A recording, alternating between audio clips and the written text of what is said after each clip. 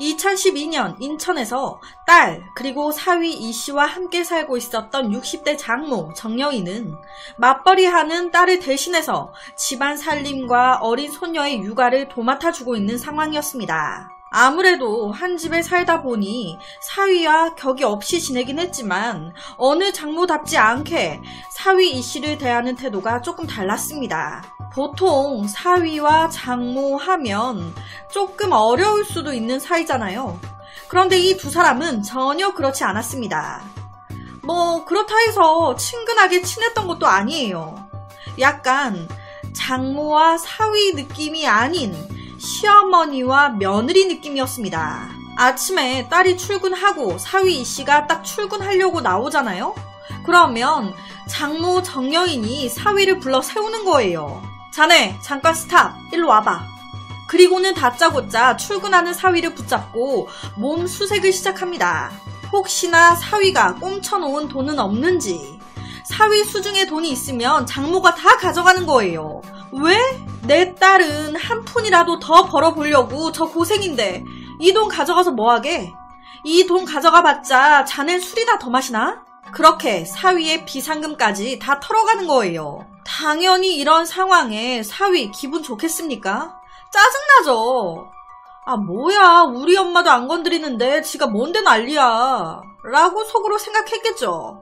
이 사위 이렇게 당하고만 있겠습니까? 반대로 이 사위가 어느 날은 잔뜩 취해서 집으로 들어온 거예요.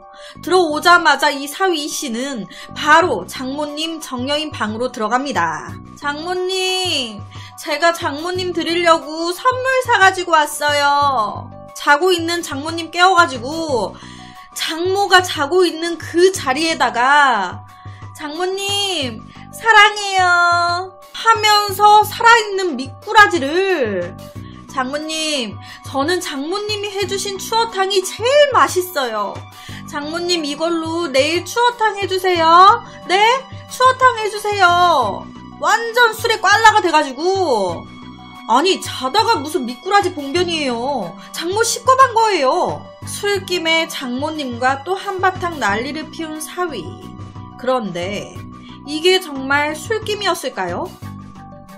아니죠. 낮에 당한 게 너무 짜증나서 술에 취한 척 장모님 연맥인 거예요. 그런데 어느 날 사건이 하나 발생합니다. 이 장모 정여인이 5살이었던 손녀딸을 데리고 놀이터로 나온 거예요. 자기 혼자서도 놀이터에서 잘 노니까 그 노는 걸 한참 바라보다가 정여인이 잠깐 한눈을 팔았는데 그 사이에 손녀딸이 사라진 겁니다. 이 소식에 사위와 딸 난리가 난 거예요. 특히나 사위는 마음에 안 드는 장모를 모시고 사는 이유가 뭔데? 손녀딸 좀 잘 봐달라고 그나마 참으면서 모시고 사는 건데 이렇게 애까지 잃어버리고 막 열이 뻗치는 거예요. 사위와 장모, 딸까지 사방팔방으로 손녀딸을 찾아 나섰고, 이때 어떤 낯선 남자가 내 딸의 손을 잡고 걸어가는 걸 발견한 겁니다. 너 이 새끼, 너 뭐야? 너 내 딸 데리고 무슨 짓 하려고 했어? 소리 지르고 멱살 잡고 난리를 치니 이 의문의 남자는 얘기합니다. 아니, 애가 혼자 있길래 집에 데려다 주려고 한 것뿐이에요. 어린 딸도 아빠 착한 아저씨한테 왜 그래? 아무 일도 없었어. 이렇게 되니 우야무야 상황은 끝이 나는데 그날 저녁 이 이씨 부부 사이에 싸움이 난 거예요. 이 남편 사위 입장에서는 앞서 말씀드렸지만 애 좀 잘 봐달라고, 내가 진짜 장모님 마음에 안 드는 거 참아가면서 그래서 모시고 사는 건데 장모님이 우리 딸을 고아 만들 뻔했잖아요. 이제 불안해서 장모님한테 내 딸 맡기겠냐고. 내가 더 이상 장모님을 모시고 살 이유가 없잖아. 이렇게 된 거예요. 이 문제로 딸 부부가 방 안에서 소리소리 지르면서 싸우는데 이게 다 장모인 내 귀에도 들리는데 이건 뭐 나한테 나가라는 건가? 싶잖아요. 지금 뭐 하는 거야? 그래서 그날 사위와 장모 사이에도 큰 싸움이 난 겁니다. 그래서 지금 자네 나한테 나가라는 거야? 장모한테 집에서 나가라는 거냐고. 아니 그렇잖아요 장모님. 애 돌봐준다는 핑계로 집에 들러붙었으면서 그것도 제대로 못하면 더 이상 같이 살 필요가 없죠. 이렇게 되니 가운데서 이 딸은 또 기분이 상하잖아요. 당신 우리 엄마한테 무슨 말을 그렇게 해. 이 모든 상황이 장모 정여인 입장에서는 기가 차는 거예요. 나라고 지금 60이 넘은 이 나이에 식모살이 하고 싶어서 하는지 알아? 은혜도 모르고 기껏 한다는 소리가 그냥. 네, 잘 됐네요. 그럼 나가서 혼자 편히 사세요. 나가세요. 와, 사위가 장모한테 이렇게 막말을 퍼부으니 장모 정여인 억장이 무너졌겠죠. 딸, 너 당장 저 새끼랑 이혼해. 아, 사위라는 놈이 엄마한테 하는 꼬라지 좀 봐라. 저딴 놈하고 살아서 뭐해? 사위는 백년 손님이라는 말이 무색할 정도로 사위 이씨와 장모 정여인의 사이는 좋지 않았고 이때 계기로 둘 사이의 갈등은 극에 달했습니다. 그렇다 보니 장모 정여인은 자기 딸한테 차라리 이혼하라고 할 정도로 사위 이씨를 못마땅해 했어요. 내 남편과 우리 엄마 사이가 자꾸 이렇게 틀어지니 누가 또 힘들었겠습니까? 둘 사이에서 이 아내 역시 미치겠는 거예요. 남편과 엄마 사이에서 굉장히 힘겨운 결혼 생활을 할 수밖에 없었습니다. 그러던 2012년 11월 16일 이 남편이 집에 딱 왔는데 애도 없고 아내도 없고 장모님도 없고 아무도 없는 거예요. 들어오겠지. 그런데 안 들어와. 전화해도 안 받는 거예요. 아니, 이 여자가 애까지 데리고 어디 간 거야. 연락도 안 되고. 혹시나 싶어 장모님에게도 전화를 했는데 장모님은 전원이 꺼져 있어. 그렇게 다음날이 밝았는데도 이 사람들이 안 들어와. 불안한 마음의 이 남편은 바로 아파트 관리실을 찾았습니다. CCTV 확인하려고. 그런데 그 CCTV 안에 이 아내와 장모 그리고 딸이 집 아파트 바로 앞에서 어떤 한 남자의 차를 타는 모습이 찍혀 있는 거예요. 이 새끼 뭐야? 왜 이 새끼 차를 타는 거야? 어디 가는 거지? 그런데 이 CCTV 속의 이 남자 어디서 본 것 같아. 낯이 익는 거예요. 이 남자를 어디서 봤더라? 그때 내 딸한테 접근했던 그 새끼 아니야? 내 딸 손잡고 가던 그 새끼 아니야? 이 새끼 계속 우리 가족 주변을 맴돌고 있었던 거야? 이놈이 우리 가족을 어떻게 했구나. 그런데 이때 경비 아저씨가 얘기합니다. 저 남자 당신네 집 바로 윗집에 사는 남잔데? 놀란 남편과 경비원은 바로 윗집 이 남자의 집을 쳐들어갔습니다. 그 남자는 40대 유씨. 흥분한 이 사위 이씨는 네가 우리 가족 어떻게 했지? 우리 가족 어딨어? 멱살 잡고 난리가 난 거예요. 그런데 이때 이 유씨는 얘기합니다. 무슨 소리 하시는 거예요? 저는 그날 우연히 그 가족을 만나서 요 앞까지 데려다 줬을 뿐이에요. 이 유씨의 말은 진짜인 걸까요? 결국 이 사위 이씨는 아내와 자기 딸의 장모까지 모두 실종 신고를 넣게 됩니다. 그리고 경찰 조사가 들어가는데 얼마 안 가 이들의 소재가 파악됐습니다. 이 씨의 아내 그리고 딸, 장모님이 있었던 곳은 대구의 한 모텔이었어요. 그런데 상황이 심상치 않았습니다. 이 씨가 현장에 딱 갔더니 아내가 막 울고 있고 현장에 119도 와 있고 바리게이트까지 쳐져 있고 지금 이거 뭐지? 정말 조심스럽게 아내와 장모가 머물렀다는 그 모텔의 방 안을 이 씨가 쓱 들여다봤는데 거기에 5살 내 딸이 숨져 있었습니다. 도대체 이게 무슨 상황인 걸까요? 바로 현장에 함께 있었던 장모 정여인과 이 씨의 아내가 경찰서로 연행됐습니다. 그런데 경찰이 어쩌다가 애가 그렇게 된 거냐 아무리 물어봐도 이 아내가 울기만 하는 거예요. 당신 딸, 당신 손녀가 죽었어요. 모텔에 외부 침입 흔적 전혀 없고 그 방에 같이 있었던 사람은 당신들 둘뿐이에요. 이게 무슨 뜻인지 아세요? 당신 둘이 가장 유력한 살해 용의자라는 겁니다. 솔직하게 다 얘기하세요.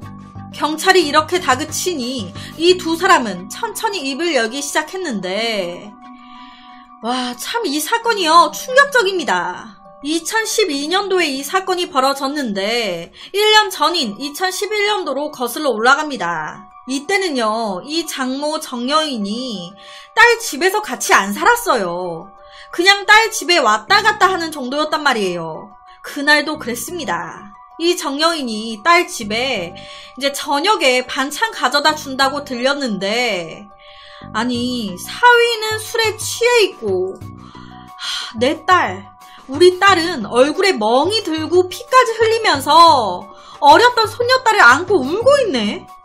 술 취한 사위에게 폭행을 당한 딸의 모습을 보게 된 겁니다. 이 장모 입장에서 얼마나 억장이 무너졌겠습니까? 너 이게 다 뭐야? 그런데 이때 딸은 얘기합니다. 엄마, 우리 딸 좀 데리고 나가줘. 애가 많이 놀랬을 거야. 그래서 이때 이 장모가 4살 정도로 어렸던 손녀딸을 데리고 집을 나온 거예요. 그리고 바로 위층으로 올라간 겁니다. 위층 문을 두드린 거예요. 그때 그 집에서 나온 사람이 유씨였던 겁니다. 총각, 우리 좀 도와줘요. 그날 이후 사위 이씨가 폭력을 휘두를 때마다 손녀딸을 데리고 유씨의 집으로 몸을 숨기게 되면서 유씨와는 가까워졌던 거예요. 이 사위 이씨는요, 평소에는 전혀 폭력성이 없고 착한 사람이었습니다. 그런데 술만 마시면 사람이 돌변하는 거예요. 술만 마시면 그렇게 내 딸을 때려. 그리고 다음 날이 되면 미안하다고, 내가 미쳤던 것 같다고, 용서해달라고 막 싹싹 빌고, 이게 반복인 거예요. 처음에는 이 엄마 정여인 같이 안 살았어요. 그런데 이 모든 사실을 알고 나서 얼마나 걱정이 됐겠습니까? 그러니까 이 손녀딸을 핑계로 같이 살게 됐던 거예요. 그러면서 관리를 하기 시작한 겁니다. 이 사위가 평소에 술만 안 마시면 천사야. 그런데 술만 마시면 애가 개가 되니까 술을 못 마시게 하려고 혹여나 이놈이 비상금을 어디 숨겨놓고 그 돈으로 술 마시고 들어오진 않을까 싶어서 비상금을 다 찾아내고 술을 못 사 마시게끔 잔소리하고 했던 거예요. 거기다가 이 장모 입장에서 내 딸이 사위한테 맞고 산다는 걸 알았을 때 얼마나 이게 가슴이 찢어졌겠어요. 미치죠. 그러니 당연히 엄마는 딸한테 이혼하라고 수도 없이 얘기했습니다. 어느 엄마가 이걸 참고 살라고 하겠어요. 당장 이혼하라고 하지. 당장 이혼해. 왜 그렇게 살아? 하지만 이 딸 절대 이혼은 안 된다는 거예요. 왜? 우리 딸 때문에. 엄마, 우리 딸 애비 없는 새끼로 키우고 싶지 않아. 그런데 딸의 이 말조차 이 장모의 가슴을 후벼 파는 거예요. 내가 그렇게 살아왔는데 내 딸도 그렇게 살고 있네. 이 장모 정여인 역시도 남편이 가정폭력을 엄청 했던 거예요. 나도 남편한테 미친듯이 맞고 살았는데 정말 갈라서고 싶었는데 자식들 때문에 그 지옥의 시간을 다 참고 견디며 살아왔단 말이에요. 그런데 내 딸도 나처럼 살고 있어. 딸은 엄마 팔자를 따라간다더니 어쩜 이렇게 똑같이 따라가는지. 내가 그때 얼마나 힘들었는데. 엄마 입장에서 자기가 겪었던 고통을 딸이 똑같이 겪고 있다는 그 사실에 견딜 수가 없었던 거예요. 결국 어머니는 딸의 가정 문제를 해결하기 위한 대책을 찾기 시작합니다. 그러다 2012년 11월 16일 정여인은 딸에게 제주도로 여행을 갔다 오자 제안합니다. 2박 3일로 갔다 오자고. 그렇게 엄마, 딸, 손녀딸까지 3명이 집을 나온 거예요. 그러다 아파트 바로 앞에서 도움을 줬던 윗집 남자 유씨를 만난 겁니다. 어디 가세요? 아, 우리 어디 좀 다녀오려고요. 아, 그러세요? 그럼 여기 앞까지 제가 태워드릴게요. 그 모습이 CCTV에 찍혔던 거예요. 그렇게 제주도에서 재미있게 놀고 이 세 여자는 울산의 친척집에 들렸습니다. 그 후에 다시 대구로 이동을 해요. 그리고 그곳에서 숙박업소를 잡게 되는데 이때 이 딸이 엄마, 나 우리 딸 내일 먹을 것 좀 간단하게 사올게. 이렇게 된 거예요. 그래, 다녀와. 그렇게 그 모텔에 정여인과 잠이 들어있는 5살 손녀딸만이 남게 됐습니다. 잠들어 있는 손녀를 빤히 쳐다보는데 정말 여러 가지 생각이 드는 거예요. 사위의 주먹질과 발길질 속에서 비명을 지르던 내 딸의 모습, 그리고 자기가 남편에게 맞고 있던 모습. 너만 없으면 돼. 너만 없으면 내 딸 행복해질 수 있어. 그래서 딸이 잠깐 자리를 비운 사이에 저녁 7시쯤 이 장모 정여인이 잠들어 있었던 어린 자기 손녀딸을 목을 졸라 살해한 겁니다. 경찰 조사에서 정여인은 딸과 사위의 불화가 자기 손녀딸 때문이라고 생각을 해왔고 사위에 대한 증오심으로 외손녀를 살해했다고 얘기했는데요. 내 딸이 불행하게 사는 모습에 화가 나서 우발적으로 죽였다고. 사위도 너무 밉고 너만 없으면 내 딸이 그놈과 헤어질 수 있는데 너 때문에 내 딸이 이혼도 못하고 계속 맞고 산다. 네가 있으면 내 딸 계속 그놈한테 맞고 살아야 된다. 너만 없으면 내 딸 행복해질 수 있다. 아니 아무리 그래도 같이 사는 동안 이 정여인이 자기 외손녀를 돌봐줬단 말이에요. 한창 5살, 4살 정도는 애교도 많고 이쁠 나이인데 딸이 행복해질 수 있는 방법이 꼭 그것밖에는 없었던 걸까요? 다른 방법 분명히 있었을 텐데 이 딸 입장에서는 자기 엄마가 내 딸을 죽인 건데 오히려 더 지옥 같은 생활이 이어지지 않았을까요? 갑자기 내 엄마는 살인자가 되어 있고 내 딸은 죽었어. 이 정여인의 변호인 측은 사건 당시 정여인이 정상적인 멘탈이 아니었다, 심신 상태가 좋지 않았다 라고 주장했어요. 하지만 재판부에서는 정여인이 외손녀를 살해한 범행의 방법이나 내용, 범행 전후 행동 등을 종합하면 범행 당시 정신질환이나 심신상실의 상태였다는 변호인의 주장은 받아들일 수 없다라며 외손녀를 살해한 혐의로 정여인에게 징역 6년을 선고했다고 하는데요. 너무 안타까운 사건입니다. 분명히 다른 방법이 있었을 텐데. 그래서 오늘은 화도 나고 너무 준비하면서도 마음이 아팠던 2012년 벌어진 한 사건을 가지고 왔습니다. 1990년대 경남 마산과 창원에서 굉장히 유명했던 폭력 조직이 있습니다. 그 조직의 이름은 송죽회. 이 송죽회가 원래는 1913년경 평양에서 조직됐던 여성 독립운동단체예요. 그런데 1990년대 마산 창원에서 송죽회라는 이름으로 폭력 조직 활동을 하고 다닌 거예요. 강호동 한창 젊었을 때의 모습처럼 생긴, 강호동이 아닌 비슷하게 생긴 막 덩치 크고 울그락불그락한 형님들이 다 모여있는 겁니다. 1996년 2월 한 술집 룸에서 이 송죽회 회원들의 모임이 열렸습니다. 폭력 조직 대빵과 간부들이 모여서 여자 끼고 술을 마시는 자리였는데 그 같은 시각 같은 술집에 38살의 이씨라는 남자 또한 혼자 술을 마시고 있었습니다. 송죽회 조폭들은 기분 좋아 술을 마신다 하면 이 이씨는 기분이 너무 안 좋아서 술을 마시는 상태였어요. 왜냐? 이 이씨도 폭력 조직의 일원이었습니다. 송죽회 조직이 아닌 마산의 다른 폭력 조직의 간부급 일원이었는데 해당 폭력 조직의 대빵이 문제가 생기면서 이 조직이 자연스럽게 해체가 된 거예요. 그러면서 이 이씨가 갈 곳을 잃은 겁니다. 나는 그나마 우리 조직 하나 믿고 살았는데 우리 조직이 없어졌어. 막 짜증이 나니까 이리저리 사람만 보이면 다 패고 다니고 그러다 보니 당시 폭력 혐의로 수배까지 내려진 상태였습니다. 우야봉? 의리? 다 꺼지라 그래. 이번에 쇠고랑 차면 못 잡아도 몇 년은 썩을 텐데. 아니 깨진 우리 조직 형님들이야 어쩔 수 없다 쳐도 이 바닥 이렇게 나 몰라라 해도 되는 거야? 아이씨 삐삐삐삐. 그렇게 술을 마시다가 소변이 마려워서 이 이씨가 완전 꽐라가 된 상태로 화장실을 간 겁니다. 볼일 보고 자기 룸 방으로 다시 되돌아가려고 하는데 우연히 다른 방에서 송죽회 폭력 조직원이 모여서 술을 한잔 하고 있는 걸 보게 된 겁니다. 같은 지역에서 활동하는 우리 조직은 다 깨져서 난리가 났는데 나 지금 수배 내려지고 힘든데 지들끼리 아주 살판이 났네? 그래서 그 꽐라 그 상태로 송죽회 술자리 하는 그 자리를 문 벌컥 열고 들어간 겁니다. 조폭 간부들의 대빵까지 다 있는데 마산 바닥 형님들 여기 다 계셨네.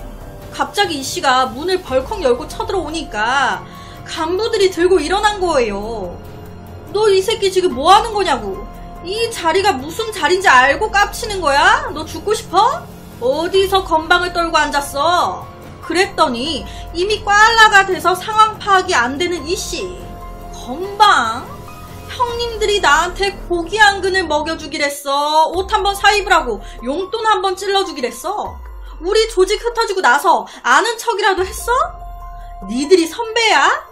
내가 내일 모레 교도소 갈 판인데 그것도 모르고 술이나 처마시고 있는 니들이 선배냐고. 니들이 선배라고 도와준 게 뭐가 있어 이 새끼들아. 한낱 싸움꾼 새끼들 주제. 술 취해서 막말을 막 늘어놓고 테이블에 있는 술잔 던져버리고 난동을 부린 거예요. 그때 그 자리에 송죽회의 핵심 조직원인 행동대장 37살 염광철이 있었습니다. 염광철은 따로 자기 수하에 조직원 수명을 거느리고 있는 인물이었어요. 이 염광철이 딱 봤을 때 이 일씨가 너무 꼴보기 싫었던 거예요. 저 버릇없는 새끼.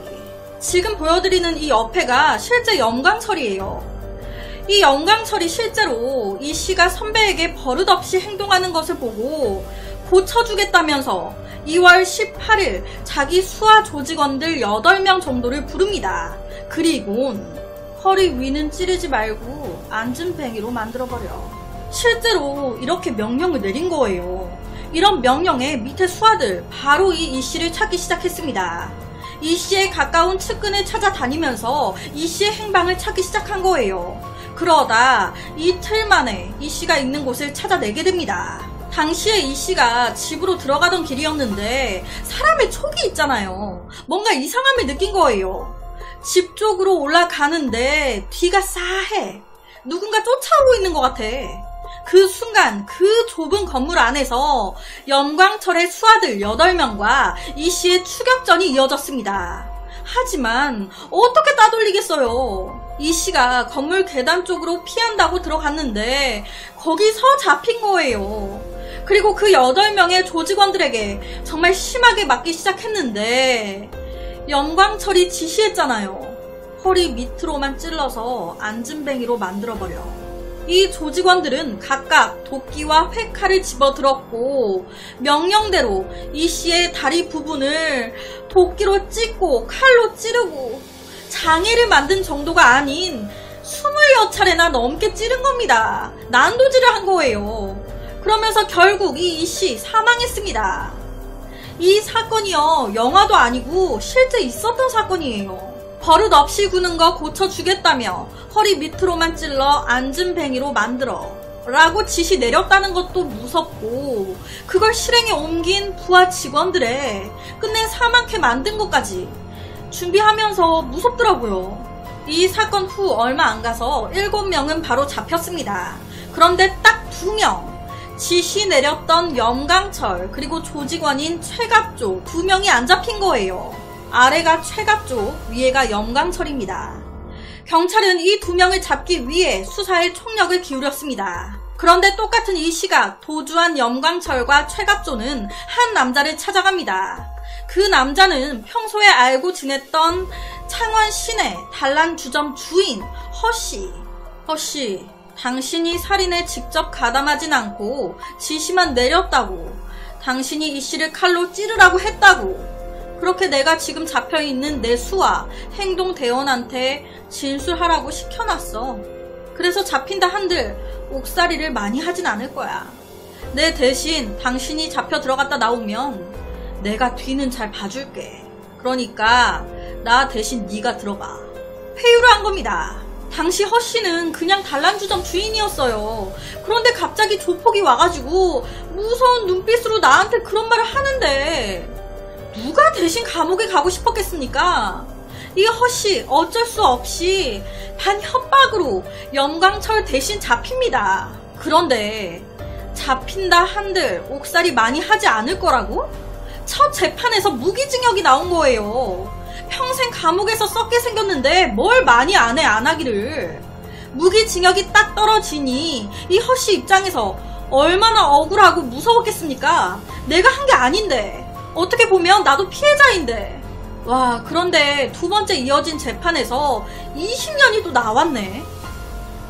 이거 형량들이 심상치가 않잖아요.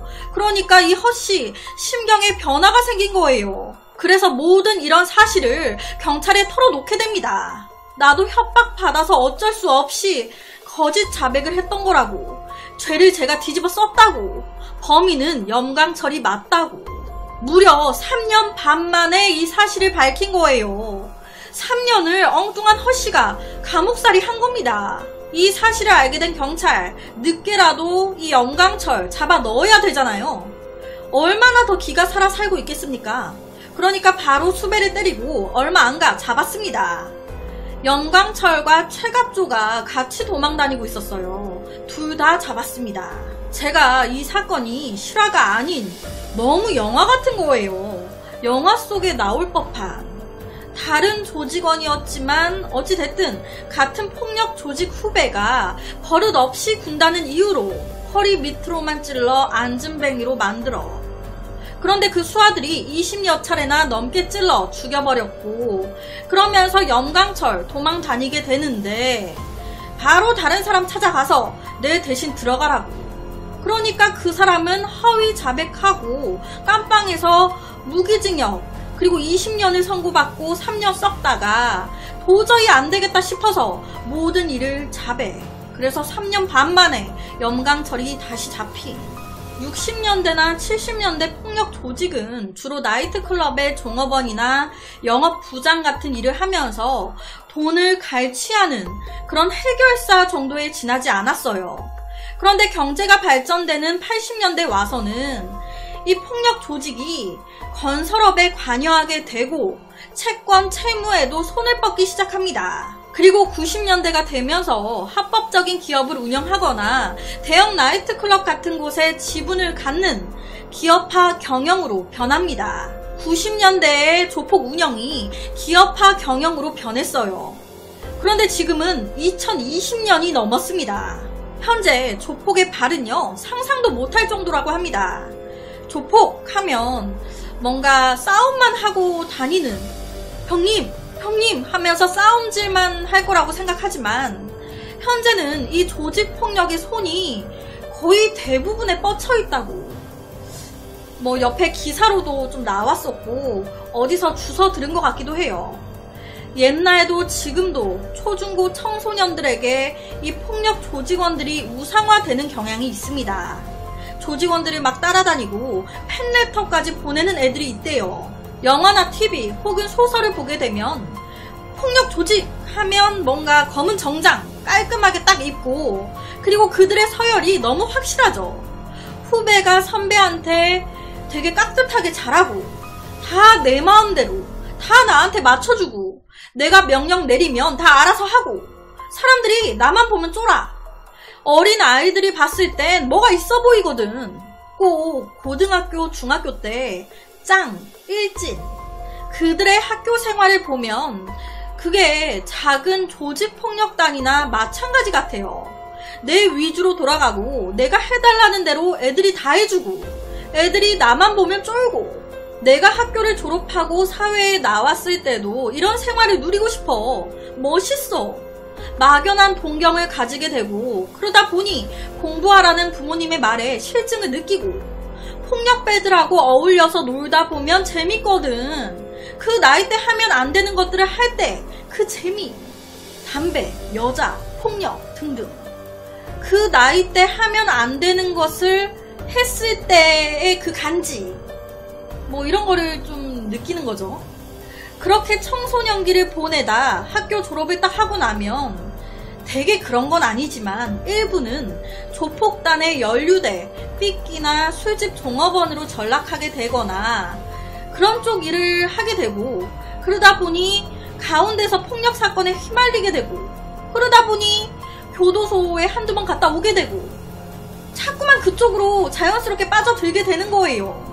그러다 보면 나중에는 나오고 싶어도 못 나오는, 인생이 진짜 구렁텅이로 이렇게 빠져 들어가는 거죠.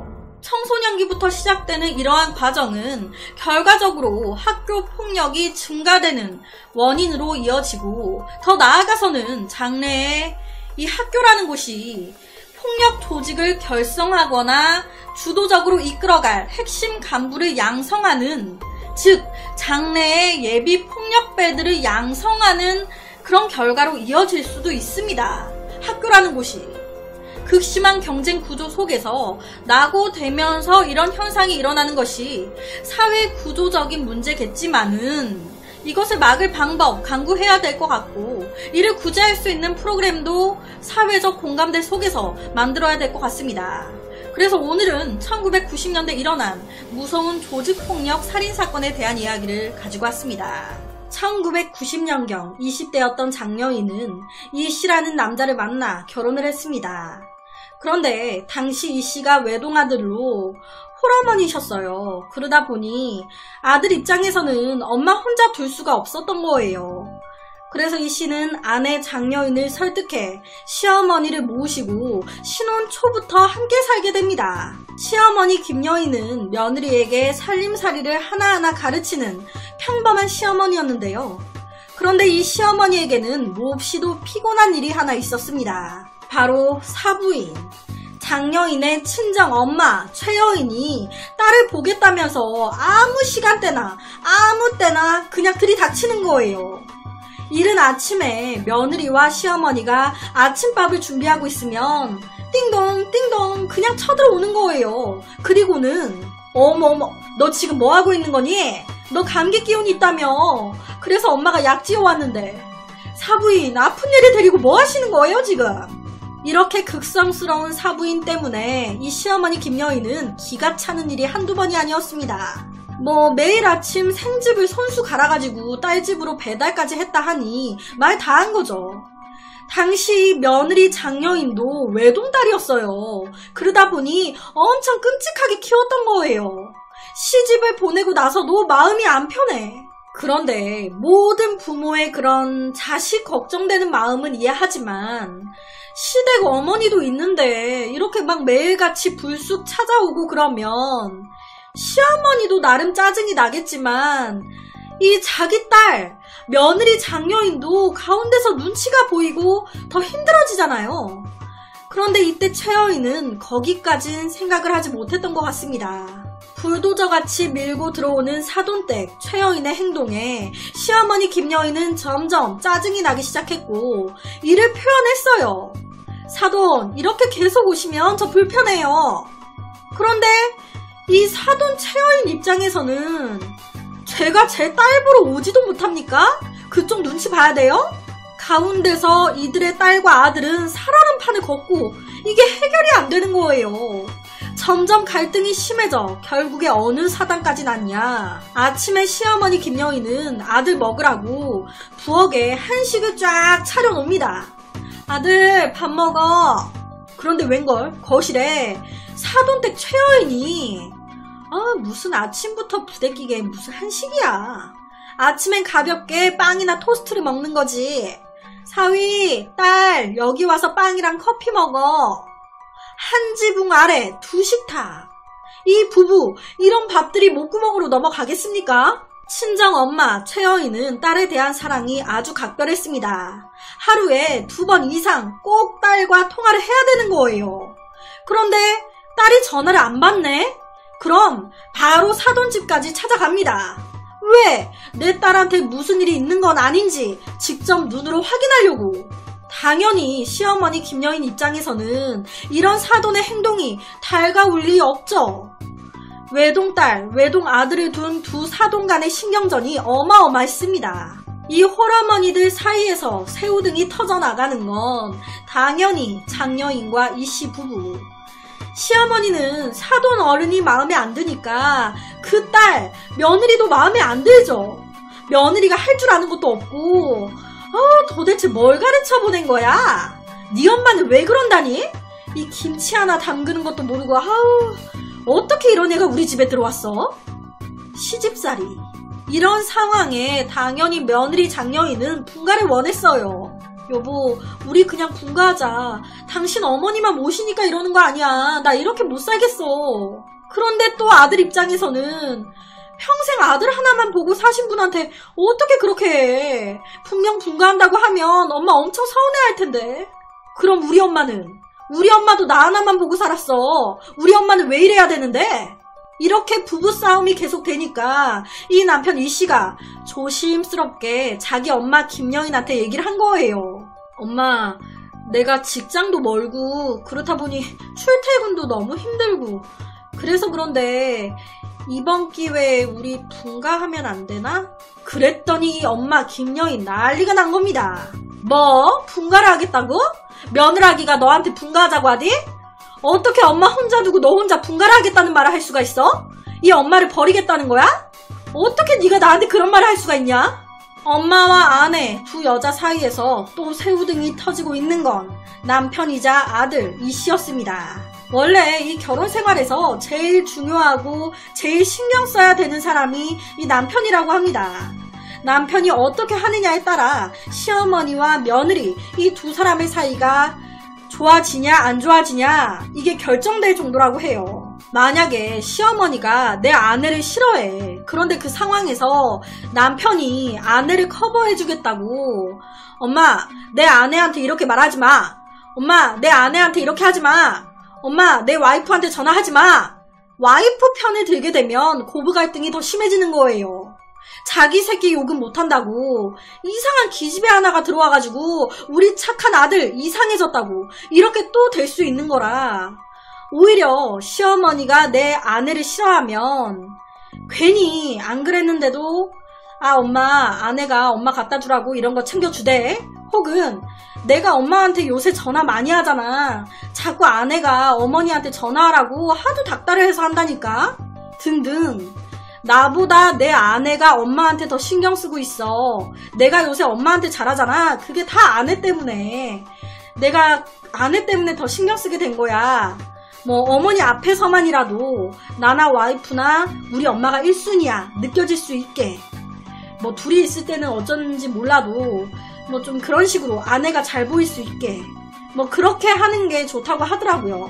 당연히 시어머니는 처음에 걔는 뭘 쓸데없이 이런 걸 어쩌고 저쩌고 처음에는 싫은 말 하실지 몰라도 이런 식으로 계속 시어머니에게 자기 아내가 좋은 인상이 박힐 수 있도록 남편이 이제 도와주게 되면 고부 갈등이 많이 없어진다 하더라고요. 그런데 반대로 좀 그런 갈등이 있는 상황에서 엄마 왜 내 아내한테 그래? 엄마 왜 내 아내 힘들게 해? 이렇게 아내 편으로 가버리면 엄마는 내가 쎄빠지게 키운 내 아들 뺏긴 것 같고 그러다 보면 며느리가 더 싫어지는 거고 그게 표현이 되게 되면 이 아내는 남편밖에 믿을 게 없으니까 남편을 쪼게 되는 거고 가운데서 남편은 또 죽겠는 거고 이게 반복인 거예요. 사이가 다 틀어지는 거죠. 가운데서 이 남편이 정말 많이 힘들겠지만 뭐 이렇게 말처럼 쉽진 않겠지만 고부 갈등이 생기면 진짜 계속적으로 셋 다 힘들어지는 거니까 뭐 여튼 이렇게 찾다 보니까 그렇다고 하더라고요. 뭐 갑자기 말이 샜는데 이 엄마와 아내 두 여자 사이에서 남편 이씨 난감한 거예요. 믿었던 아들이 분가를 하겠다고 하니 큰 배신감을 느꼈던 김영희는 짐을 챙겨 집을 나와버립니다. 그래 내가 니네들 짐인 거잖아. 엄마가 그냥 나갈게. 니네들끼리 살아. 그리고 단칸방을 하나 얻어가지고 거기서 폐지를 줍는 거예요. 이런 사실에 아들 기분 좋았겠습니까? 엄마 도대체 왜 이래? 자식 새끼 없는 사람처럼 왜 이러고 사냐고. 같이 들어가. 같이 살자고. 우리가 잘못했어. 하나뿐인 아들 꼭 이렇게 불효자 만들어야 속 시원하겠어? 하지만 이미 이 엄마 김여인 많은 상처를 받아버린 거예요. 왜? 내가 나오니까 좋잖아. 며느라, 너 내가 나오니까 아주 편하지? 네가 원했던 게 이런 거 아니니? 이런 와중에 엄마가 허리까지 다쳐가지고 그 단칸방에서 일도 못하고 몸져 누워있네. 아들 미치죠. 그런 상황에서도 며느리와 아들이 와서 무릎 꿇고 잘못했다고 같이 살자고 그렇게 설득을 하는데 이 김여인 눈 하나 깜짝 안 하는 겁니다. 그러던 2005년 4월 시어머니 김여인의 지인들이 김여인이 허리를 다친 이후로 며칠째 안 보이니까 김여인 집을 찾아온 거예요. 그런데 그곳에서 돌연 시어머니 김여인이 사망해 있는 걸 발견하게 됩니다. 현장 검증 결과 김여인의 목과 입에 청테이프가 감겨 있었고 이불 포대에 시신이 둘러싸여져 있었습니다. 딱 봐도 타살이 명백해 보였어요. 그렇다면 누가 이 시어머니 김여인을 죽인 걸까? 수사를 시작한 경찰은 곧바로 두 사람을 체포합니다. 예상하시듯이 갈등이 있었던 아들 이씨와 며느리 장여인. CCTV 확인 결과 김여인이 사망하던 날 이 아들 내외가 시어머니 김여인의 집을 찾아갔었다는 게 확인된 거예요. 아들 말에 의하면 어머니가 사망하던 날 밤 아들 내외가 엄마 설득한다고 왔는데 또 안 간다고 막 뭐라고 하니까 우선 그 집을 나온 거예요. 그리고 두 사람이 싸우기 시작한 겁니다. 이제 어쩔 거야. 저러다가 우리 엄마 잘못되기라도 하면 어쩔 거냐고. 왜 나한테 그래? 당신 성화 때문에 나도 어머니 집 일주일에 몇 번씩 드나들면서 청소하고 빨래하고 이쁘게 보이려고 나도 노력할 만큼 했다고. 내 씀씀이 못 믿겠다고 하시길래 가계부 검사까지 받으러 다녔어. 나도 할 만큼 했다고. 그렇게 어머니 문제로 다툰 두 사람은 바로 집으로 돌아왔다고 얘기했습니다. 그런데 김여인의 집 근처 CCTV를 확인한 결과 이 두 사람이 싸운 것까지는 맞는 것 같아. 그런데 두 사람이 싸우고 각각 서로 다른 길로 갔단 말이에요. 그런데 몇 분 후에 이 며느리 장여인 홀로 다시 시어머니 김여인의 집으로 들어가는 게 확인된 겁니다. 그렇다면 혹시 시어머니가 미웠던 장여인이 시어머니를 죽였던 걸까요? 이 며느리 장여인은 사건의 그날 이제 남편과 같이 죄송하다고 시어머니 집에 갔잖아요. 이때 이제 막 어머니랑 대화하면서 이 아들 이씨가 엄마 미안해요. 우리가 잘할게. 다시는 따로 살자 안 할게요. 그러니까 이 시어머니 김여인이 아 그래? 그럼 며느라 너 내일부터 이 집에 아침 저녁으로 와서 밥이랑 빨래 좀 다 해놔. 같이 살자며. 너 내일부터 매일 와서 이거 다 해놔. 어? 이런 시어머니의 갑작스러운 요구에 이 며느리 장여인 당황을 한 거예요. 이게 무슨 말인가. 그 문제로 시어머니 집을 나와서 남편 이씨와 다툰 겁니다. 그런데 생각하면 할수록 너무 이 시어머니한테 화가 나는 거예요. 나는 내 나름대로 이쁘게 보이려고 노력을 하는데 이 시어머니는 내가 얼마나 싫은 거야? 내가 뭘 잘못했어? 그래서 며느리 장여인이 다시 홀로 시어머니 집을 찾아갔던 거예요. 어머니 그냥 사람 쓰세요. 저 매일 와서 빨래, 청소 이거 다 못해요. 저 일하는 거 아시잖아요. 거기서 여기까지 거리가 얼만데 어떻게 아침 저녁으로 매일 와요. 그래? 이게 네 본심이구나. 내가 이러다가 영 못 일어나면 똥기저귀에 온갖 수발 다 들어야 될 텐데 이 정도 가지고 뭘 그러냐? 막 이렇게 둘이서 말다툼을 한 겁니다. 어디서 시어머니 앞에서 어른 앞에서 눈 똑바로 뜨고 네 애미가 그렇게 가르치든? 그런데 경찰 조사에서 더 충격적인 게 밝혀집니다. 며느리 장여인 말고도 사건의 그날 이 김여인 집을 들렸던 사람이 있었던 거예요. 그 사람은 바로 며느리 장여인의 친정 엄마 최여인이었습니다. 원래 이 시어머니 김여인이 폐결핵이 있었어요. 그래서 며느리 장여인이 이제 같이 살 때도 이 시어머니 병수발을 하면서 시집살이도 하면서 그렇게 지냈단 말이에요. 이런 모든 사실을 친정엄마 최여인 알고 있었습니다. 하루에 2번씩 꼭 통화하는 사이였으니까. 이 딸 장여인이 누구한테 이 사실을 털어놓겠습니까? 엄마한테 다 얘기했던 거예요. 이 얘기 들은 엄마 최여인 입장에서는 어떻게 보면 딸을 커버해주려고 더욱더 딸 집에 드나들었던 것도 있었겠죠. 내가 있으면 이 시어머니가 내 딸 시집살이를 못 시키겠지, 힘들게 못하겠지 라는. 이 시어머니 김여인이 열받아서 집에 나갔잖아요. 이 소리 듣고 이 친정엄마 최여인은 잘됐다 했어요. 우리 딸 더 이상 안 괴롭힐 거 아니야. 그런데 분가를 하고도 이런저런 구실로 계속해서 시어머니가 내 딸 장여인을 불러내네. 그래서 이 친정엄마 최여인이 개인적으로 이 시어머니 혼자 살고 있는 그 집에 찾아가서 뭐 필요한 건 없는지 청소까지 다 해주기 시작했습니다. 왜 내가 이렇게 다 해놓으면 이 시어머니가 뭐 필요한 게 없어지니까 내 딸을 안 괴롭히지 않을까, 조금이라도 내 딸을 편하게 해주지 않을까. 그래서 막 물량 공세를 퍼붓기 시작한 거예요. 내가 여기서 편안하게 살게 해드릴 테니까 제발 애들 좀 냅둬요.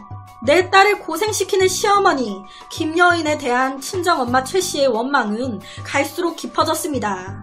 실제로 딸 장여인한테 네 시어머니가 없어져야 네가 편할 텐데 라고 말하기도 했어요.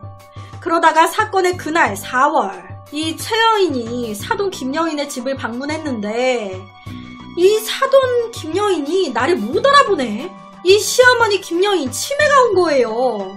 그러니까 막 도둑년이라고 김여인이 소리를 지르면서 최여인한테 나가라고. 그 과정에서 이 최여인 모든 것이 터져버린 거예요. 그래서 사돈 김여인의 손발을 청테이프로 묶은 뒤에 이불을 여러 개 덮어 목을 졸라 죽인 겁니다. 이 최여인은 체포가 되면서 내 딸을 그 집으로 시집 보내는 게 아니었다고 얘기를 했다고 하는데요. 결국 2006년 3월 16일 법원은 사부인을 죽인 혐의로 최여인에게 징역 10년을 선고했습니다. 맨 처음에 경찰 조사에서 최여인은 자신의 모든 죄를 자백했어요. 내가 죽인 게 맞다고. 그런데 법정에서 말을 딱 바꾼 거예요. 시집살이에 고생하던 딸이 범인으로 지목될까봐 내가 저질렀다고 한 거일 뿐 내가 죽이지 않았다고.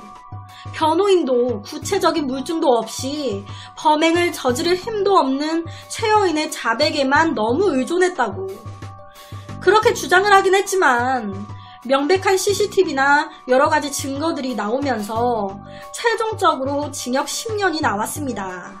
아, 참 어머니들의 신경전에 이 자식들이 너무 힘들지 않았겠나. 정말 이 어머니의 행동이 자식들을 위한 행동이었을까 여러 생각을 하게 만드는 것 같습니다. 그래서 오늘은 시집살이하는 내 딸이 안쓰럽다며 사돈을 살해한 한 사건에 대한 이야기를 가지고 왔습니다. 1993년 큰 사업체를 운영하며 남들이 부러워할 재력과 명성을 가진 한 중년 부부가 있습니다. 5남매를 낳아 키우면서 화목한 가정에 잘하는 남편에 돈까지 많고 부럽네요.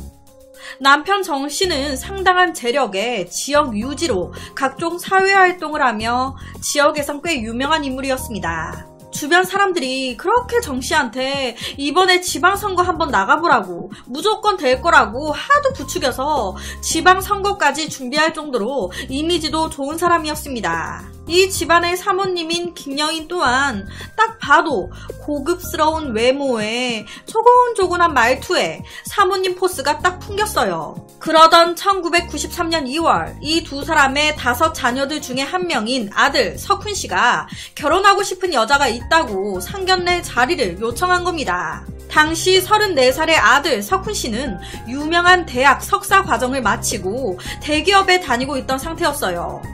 돈 많은 집안의 아들이니 얼마나 빵빵했겠습니까? 그런데 이 아들이 선택한 여자가 너무 이 부모님의 기대에 못 미치는 거예요. 30살인 여자애가 무슨 명문 음대를 졸업하긴 했는데 서울 강남에서 음악 강사로 일하고 있고 집안에 뭐 볼 게 없어. 두 사람이 서로 중매로 만나가지고 첫눈에 사랑에 빠져 결혼까지 하고 싶어하는 상황인 거예요. 당연히 아들 쪽 이 정씨 부부는 이 결혼 반대했습니다. 하지만 아들 앞에서 티는 안 냈어요. 왜? 우리 아들 상처받을까봐. 상견례 자리에서 아들 석훈씨가 잠깐 자리를 비웠을 때, 아들 없을 때 이 여자 쪽 부모님과 여자한테 얘기하는 겁니다.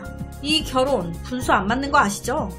우리 아들이 하도 난리를 쳐대서 지금 상견례 자리에 나오긴 했지만 저희 집안 어떤 집안인지 아시죠? 먼저 이 결혼 못하겠다고 얘기해주세요. 우리 아들 마음 접을 수 있게요.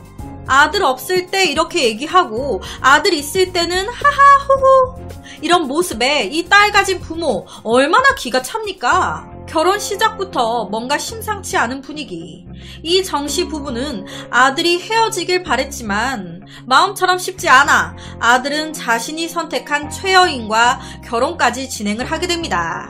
이 남자 쪽 집은 상당한 재력가였습니다. 하지만 그에 비해 여자 쪽, 최여인 쪽은 가진 게 없었어요. 이걸 알고 그런 건지 이 정씨 부부 결혼 혼수로 물방울 다이아몬드에 블루 사파이어에 에메랄드 반지 등 15가지 예물을 준비했네. 와, 오는 게 있으면 가는 것도 있어야 된다고. 남자 쪽에서 너무 세게 이렇게 준비해 버리니까 여자 쪽이 부담되잖아요. 와, 이거 어떡하나. 그냥 이 결혼 포기해야 되나? 일부러 정씨 부부가 부담되라고 이렇게 준비한 거예요. 이래도 너 우리 집에 시집 올 거야? 하지만 평소 부잣집에 시집을 가고 싶어 했던 최여인과 그녀의 엄마는 남자 쪽의 혼수 요구에 맞춰 1억 1천만 원짜리 전세 집까지 작은 집으로 옮겨가면서 6천만 원어치의 호화 예물을 준비합니다. 결혼에 무슨 목숨을 건 거예요. 하지만 결혼 후 상황은 더 심각해졌습니다. 분가도 안 시켜줘. 같이 살아야 된다는 거예요. 그렇게 시댁 어른들과 같이 살게 됐는데 이 시엄마 입장에서 며느리가 마음에 들었겠습니까? 어디서 본데 없는 게 기어 들어와가지고 예, 너 빨래하고 화장실 청소까지 다 해놔. 결혼 후 본격적인 10월드 시작. 아예 안방 소파에 앉을 시간도 안 주는 거예요. 며느리가 안방 소파에 좀 앉아있으면 네가 여유있게 앉아있을 시간이 있구나. 그 시간에 어디 청소 좀 해놔. 계속 일을 시키는 겁니다. 거기다가 이 시엄마 아들이 결혼했음에도 아들 속옷을 자기가 갭니다. 며느리가 개려고 어머니 그 속옷은 제가 갤게요. 우리 아들 속옷을 왜 네가 개니? 아니 어머니 제가 그의 와이프예요. 그래서 누가 뭐래니? 이런 식인 거예요. 그럼 남편은 아내 편을 들어줬을까요? 아니요. 이 시엄마가 상견례 때처럼 아들 있을 때는 그렇게 자기 며느리한테 잘하는 척, 위하는 척 하는 거예요. 아무 문제 없는 척. 아들만 없으면 시집살이 시키고 철저하게 두 얼굴. 이런 모습을 보면서 이 며느리 입장에서 얼마나 얄밉고 짜증이 났겠습니까? 이런 상황에 최여인은 너무 화가 나니까 남편한테 당신 엄마 왜 저래? 어머니 이중인격 같아. 당신만 없으면 나한테 어떻게 하시는지 알아? 아무리 최여인이 백날 얘기해봤자 이 남편 못 믿는 거예요. 자기한테는 너무너무 좋은 엄마니까, 자기 엄마니까. 자기가 있을 땐 우리 엄마가 며느리한테 잘하니까. 에? 우리 엄마가? 아유 자기야 우리 엄마 좀 미워하지 마. 우리 엄마가 당신 생각 얼마나 하는데. 와, 이 최여인만 미친년 되는 겁니다. 이 집안에서 외톨이인 거예요. 그러던 어느 날 이 시엄마 김여인 또 며느리에게 집안일을 시킵니다. 예, 거실 청소 다 하면 옷방 정리 좀 다 해놔라. 이제는 무슨 며느리가 아닌 가사 도우미 같아요. 남편도 시부모님도 어느 하나 자기 편이 없는 결혼생활. 날이 갈수록 시집살이는 더해져만 가는데 이런 상황에서 이 최여인이 시부모님 옷장 정리를 하다가 옷방 구석에서 낡은 앨범을 하나 발견하게 됩니다. 이건 무슨 앨범이지? 아, 우리 남편이랑 다른 자식들 어렸을 때 앨범인가 보네. 그렇게 아무 생각 없이 옷장 정리하다가 사진들을 쭉 보는데 어느 한 사진에 딱 꽂힌 겁니다. 이 사진은 뭐지? 이 며느리 최여인이 의문의 이 사진 한 장을 발견한 그 순간부터 결혼 생활은 180도 달라집니다. 최여인, 며느리의 복수가 시작된 거예요. 거실 소파에 앉아서 시어머니가 막 불러도 모른 척하고 앉아 있는 거예요. 이 모습에 시어머니 김여인 기가 차니까 너 지금 뭐 하는 거니? 내 말 안 들리니? 너 미쳤어? 아니요. 미친 건 제가 아닌 것 같은데요, 어머니. 어머, 얘 말하는 것 좀 봐. 어디서 감히 그따위 말을 올려? 어머니, 그럼 말 나온 김에 이 사진 좀 설명해 주실래요? 사진을 보자마자 시어머니 놀라 뒤집어집니다. 너 이 사진 어디서 난 거니? 어디서 나긴요. 어머니가 집안 청소를 하도 시키니까 청소하다가 발견한 거죠. 이 사진 하나에 시아버지 정씨부터 다 비상이 걸린 거예요. 아가야, 부탁이다. 아무한테도 말하지 말아다오. 우리 아들이 널 사랑하잖니. 이 사실을 알아봤자 누구한테 도움이 되겠니? 부탁한다, 며느라. 이렇게 되니까 며느리래. 이후 이 사진에 대해서 며느리 최여인의 친정엄마까지 알게 됩니다. 어머머, 무슨 그런 집구석이 다 있어? 이렇게 결혼 6개월 만에 역전됩니다. 이 며느리 최여인이 남편이 출근했다? 그러면 이 시어머니한테 빨래부터 다 시키는 거예요. 어머니, 이제 어머니가 집안일 다 해주실 거죠? 그러고 그냥 마음 편하게 사는 겁니다. 남편 앞에서만 어머니에게 잘하는 척, 자기가 당했던 대로 그대로 하는 거예요.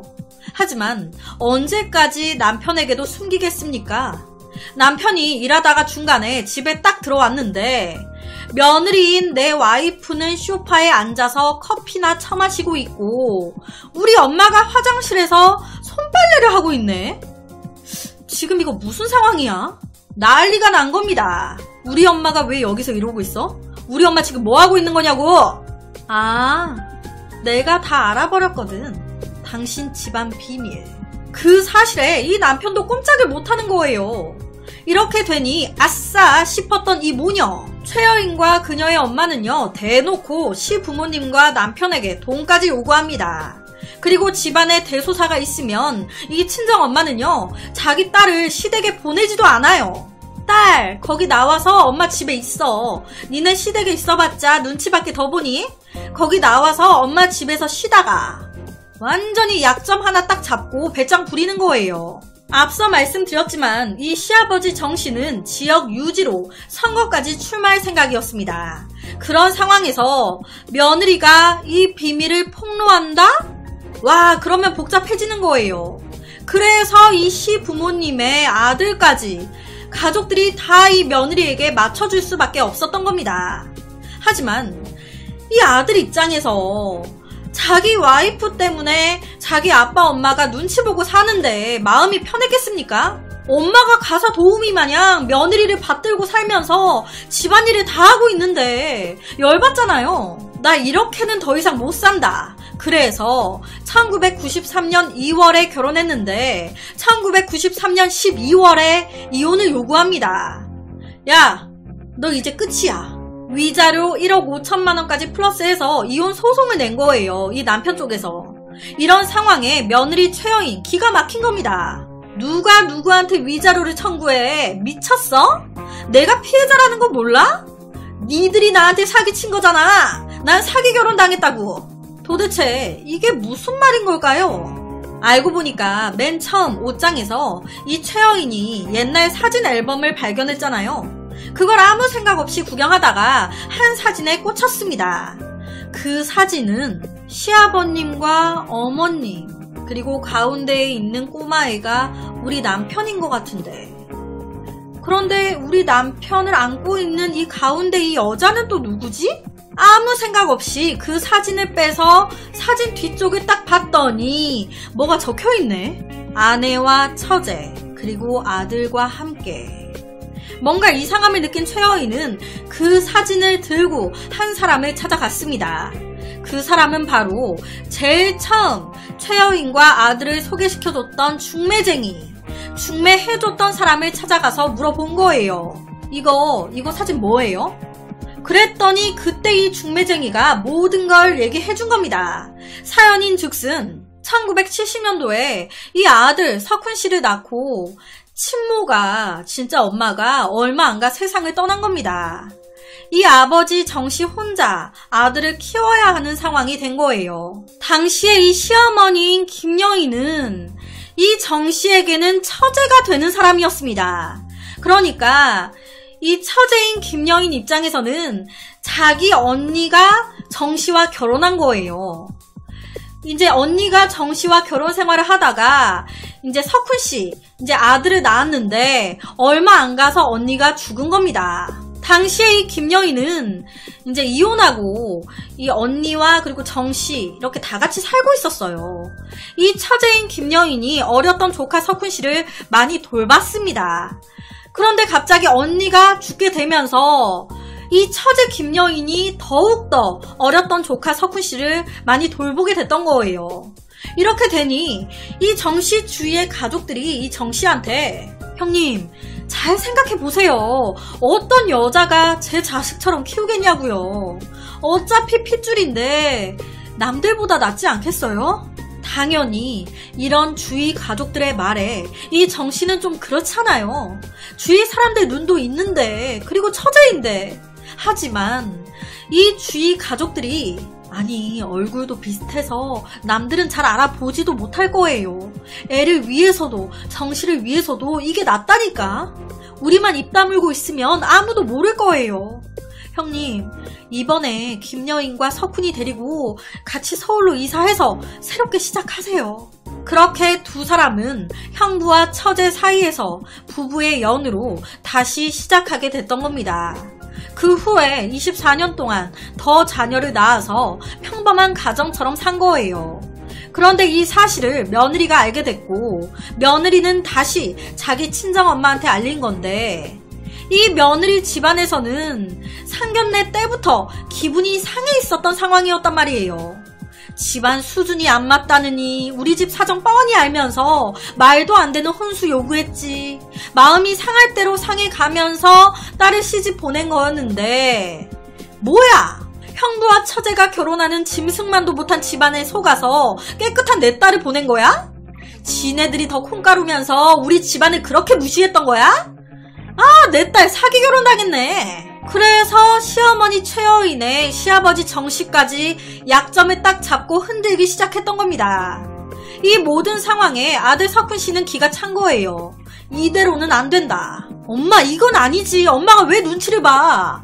엄마가 나를 어떻게 키웠는데. 난 한 번도 엄마를 이모라고 생각해 본 적이 없어.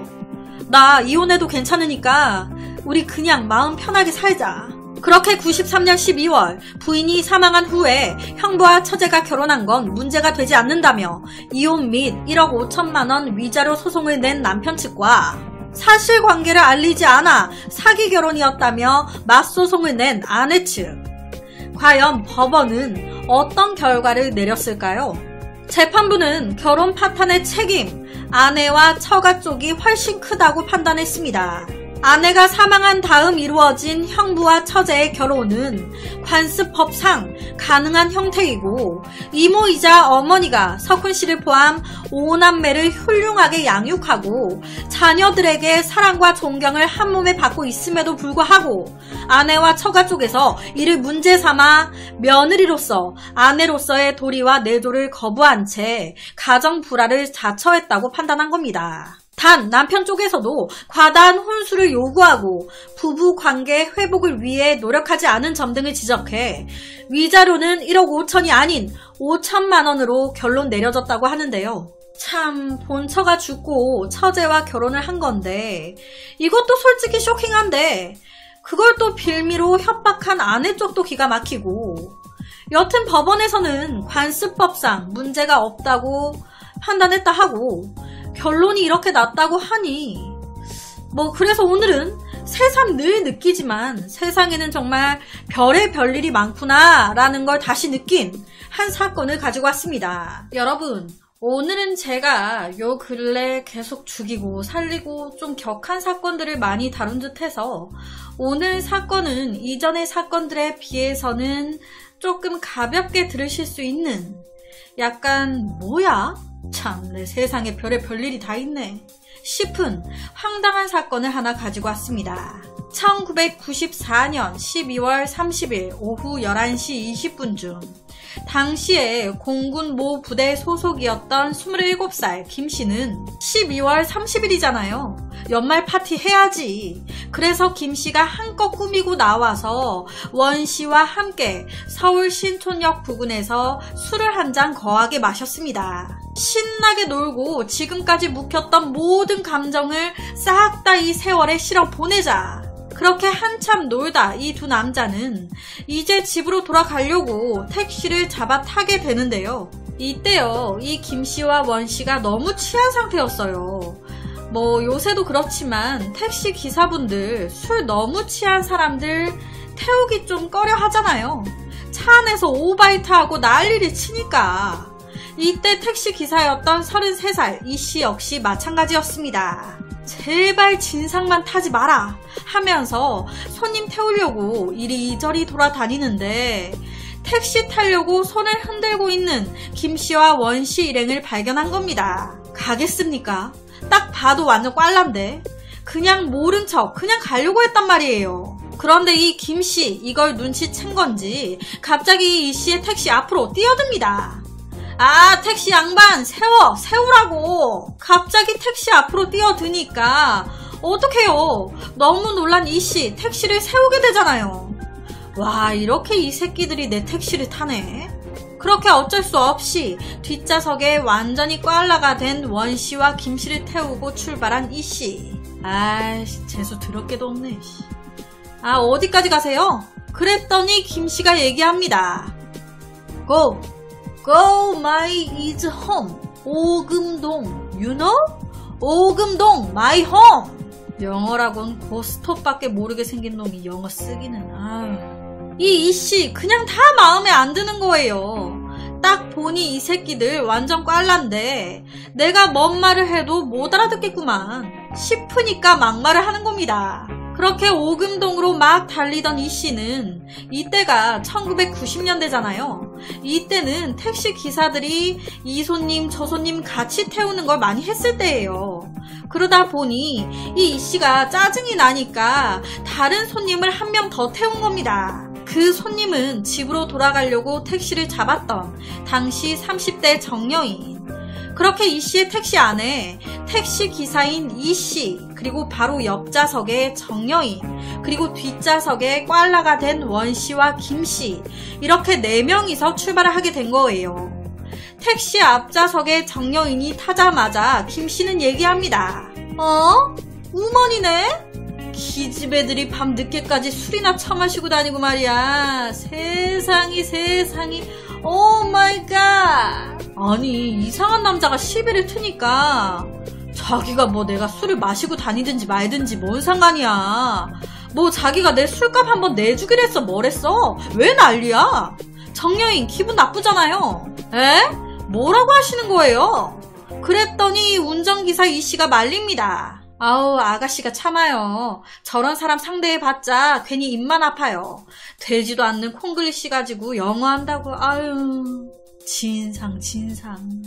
그렇게 또 잘 가다가 이 김씨가 또 기사 양반 저기 저 사거리에서 라이트 턴. 그랬더니 갑자기 이 씨가 차 안에 등 있잖아요. 앞좌석 쪽에 있는 위에 이 보조등 그 불을 켭니다. 갑자기 불을 켜니까 이 김씨가 황당한 거예요. 아니, 이 양반이 불은 왜 켜고 그래? 방금 불 켜라면서요. 라이트 턴을 불 켜라고 알아들은 거예요. 나 이 양반 진짜. 라이트 오른쪽, 턴 돌다, 우회전 하란 말이야. You know? 우회전. 이 정도는 알아먹어야지. 진짜 꼴 사나워서 진짜. 그건 라이트가 아니라 라이트겠죠. turn right, you know? 아니, 택시 안에서 갑자기 무슨 영어 배틀이야 뭐야. 솔직히 둘 다 영어 잘 모르면서 영어 논쟁이 시작된 겁니다. 이 김씨가 라이트나 라이트 턴이나 턴 라이트나 그게 그거지 뭘 따지고 앉았어 이 양반이. 그랬더니 앞좌석에 조용히 앉아있었던 정여인 얘기합니다.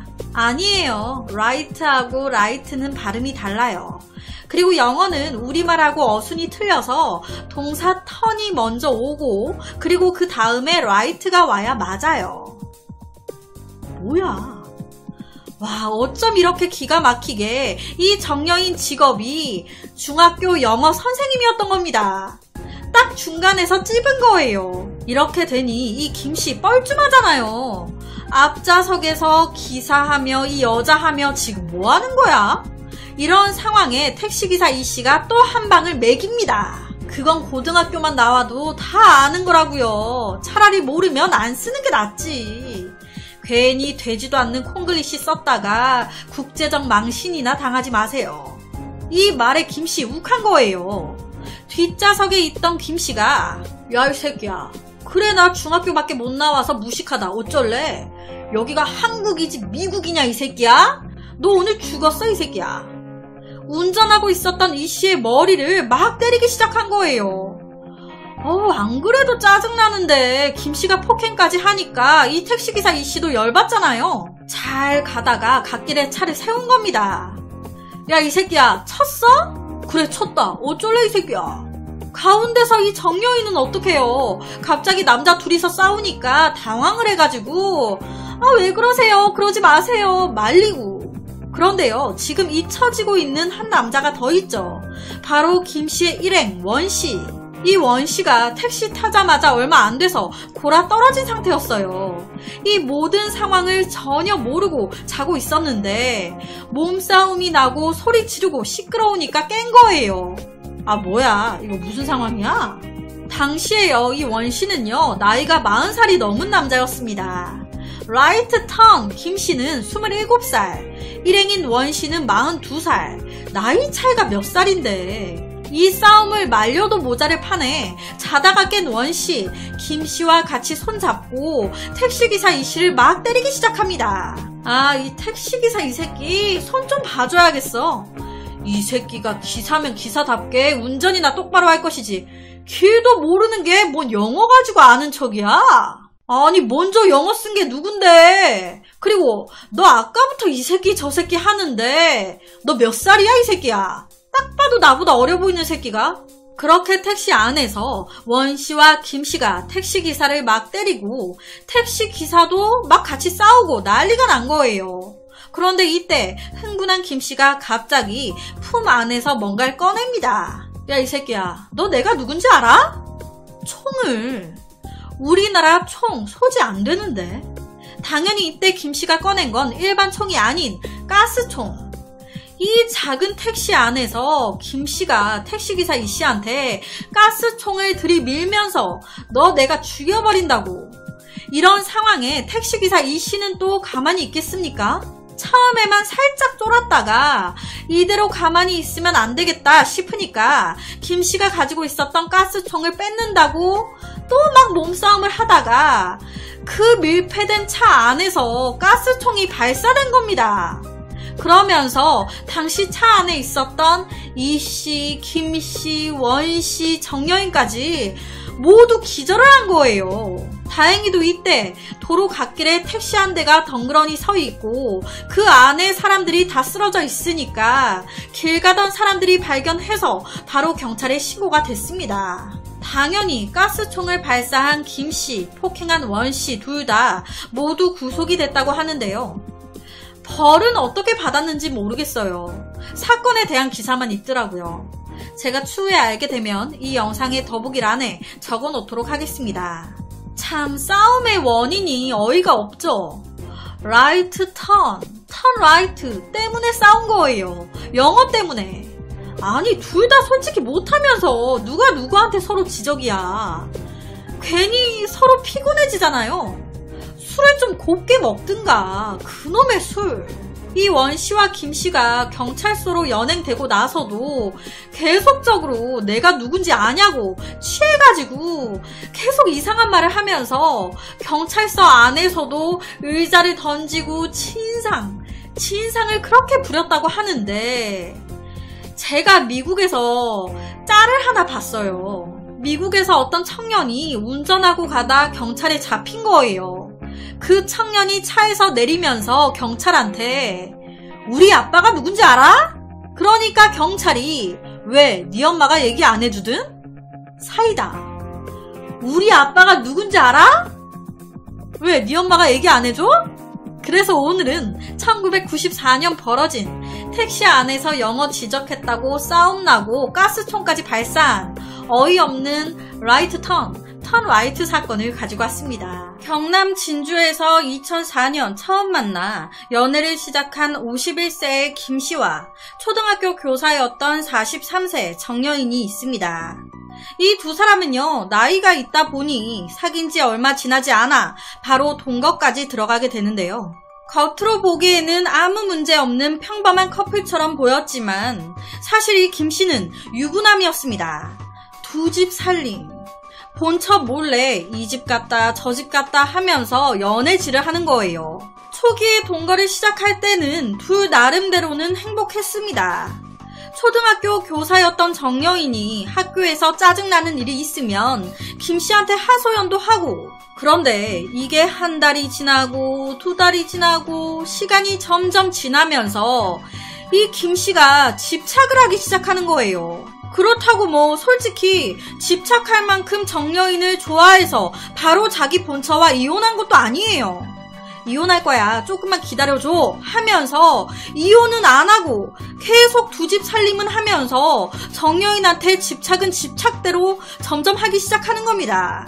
정여인이 누구와 문자를 나누는지, 누구와 통화를 하는지, 길거리에서 어떤 남자와 이야기라도 주고받는다? 난리가 나는 겁니다. 점점 이렇게 되니 정여인 입장에서 어떻게 같이 살겠어요? 어떻게 더 만나겠습니까? 안 그래도 유부남이라서 마음에 걸리는데 거기다가 이 정여인 초등학교 교사란 말이에요. 내가 유부남을 만나고 있다라는 걸 누군가 알게 돼서 이 사실을 학교에 퍼뜨리면 나는 직장을 잃을 수도 있는 거잖아요. 시간이 흘러가면서 이런저런 생각이 들기 시작한 겁니다.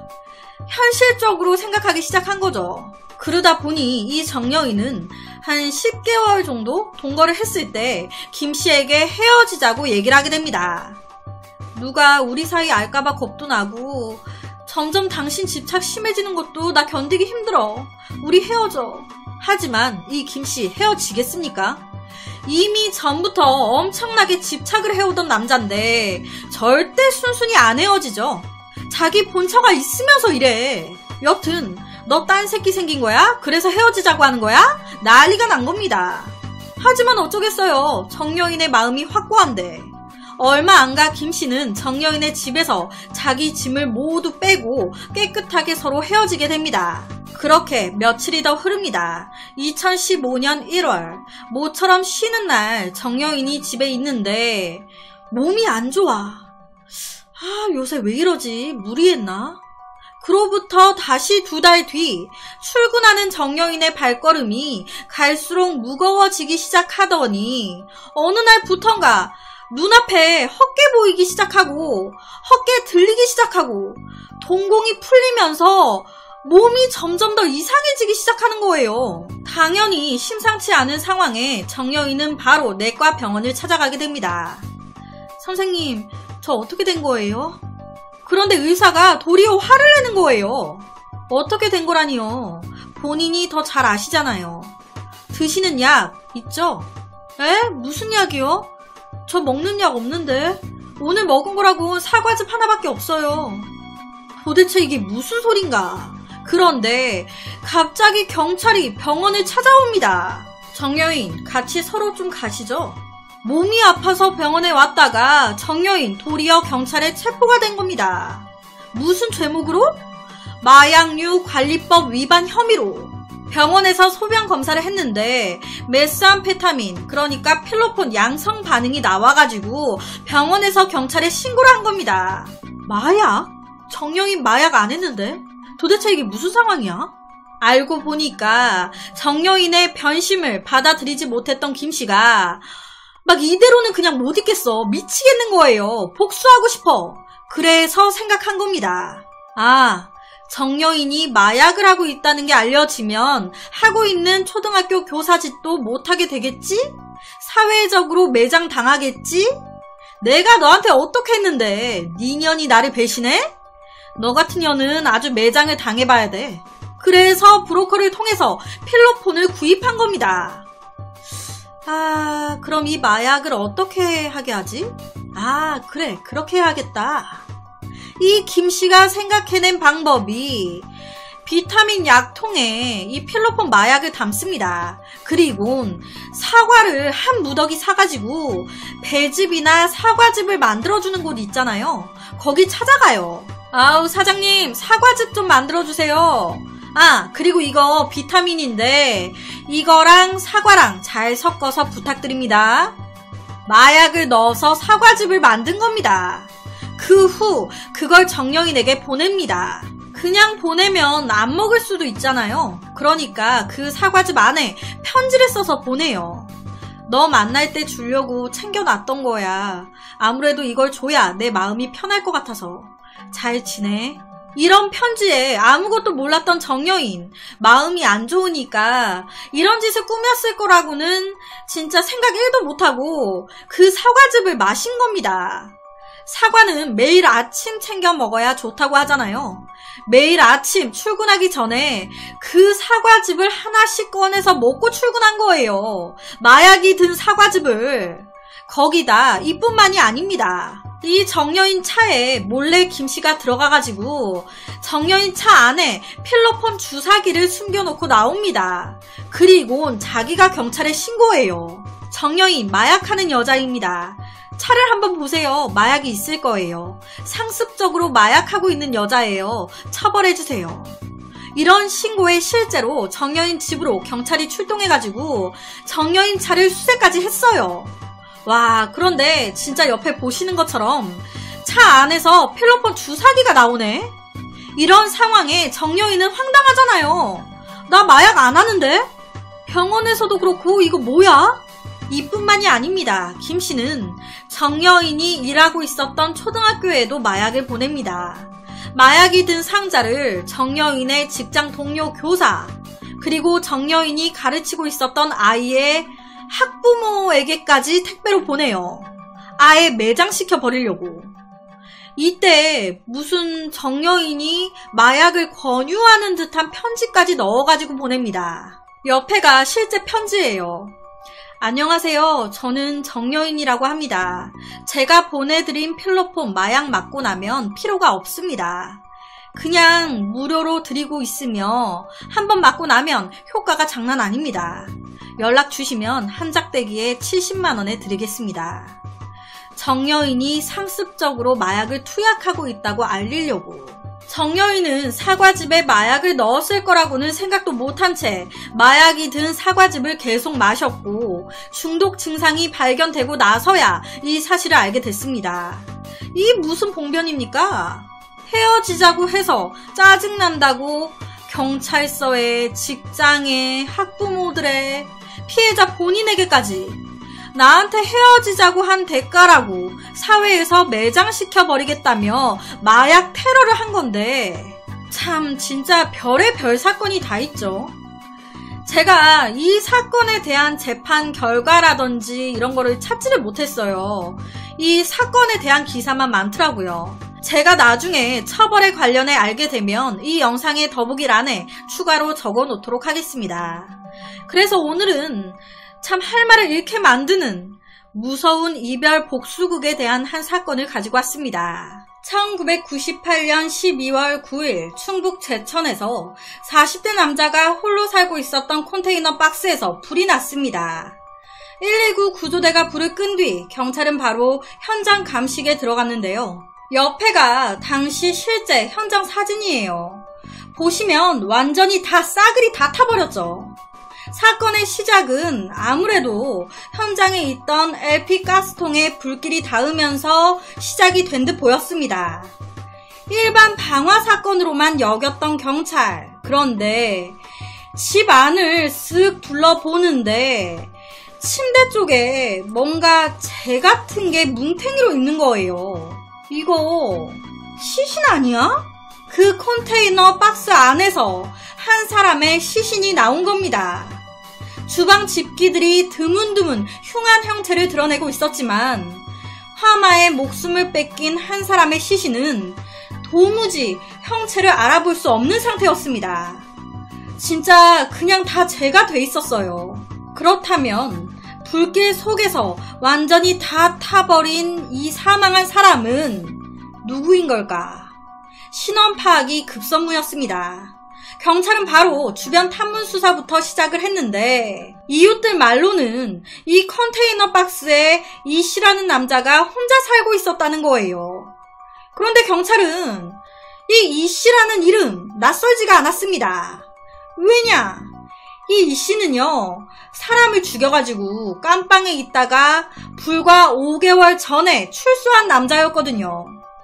깜빵에서 나온 지 5개월 만에 죽은 채 발견된 거예요. 이웃 주민들은요, 이 씨의 죽음이 좀 뭔가 석연치 않았습니다. 왜냐면 원체 술 먹고 좀 삶의 의지 없이 살았던 사람이라 일자리도 얻기 힘들고 그러니까 그냥 죽자 해서 자살한 거 아닌가? 또 다른 주민들은 아이고 그놈이 자살을 해? 안 봐도 뻔하지. 술 먹고 담뱃불 아무데나 버리다가 긋고 난 거지 뭐. 작은 마을에서 일어난 이 씨의 사망 사건은 입방아에 자주 오를 만큼 화제거리였습니다. 그런데 사건이 발생하고 하루도 채 지나지 않아서 한 이웃 주민의 눈에 충격적인 모습이 포착됩니다. 12월 9일 오후 이웃 주민 2명이 밭일을 하고 집으로 돌아가고 있는데 저기 화재가 난 이 씨 컨테이너 앞에 한 택시 기사와 어떤 남자가 실랑이를 하고 있는 거예요. 두 남자가 싸우고 있으니까 단박에 눈이 가잖아요. 뭐야? 하면서 딱 쳐다봤는데 저 사람 간밤에 화재로 분명히 죽었다고 생각했던 이 씨가 버젓이 살아있는 겁니다. 택시기사가 아니 이 사람이 가까운 거리도 아니고 먼 거리를 타고 왔으면 택시비를 내야 될 거 아니야. 어디서 내빼려고 그래? 돈 없다고. 돈 없어. 택시기사와 실랑이를 벌이고 있는 이 씨를 목격한 마을 주민은 바로 경찰에 신고를 하게 됩니다. 신고를 받은 제천경찰서는 너무 당황스러운 거예요.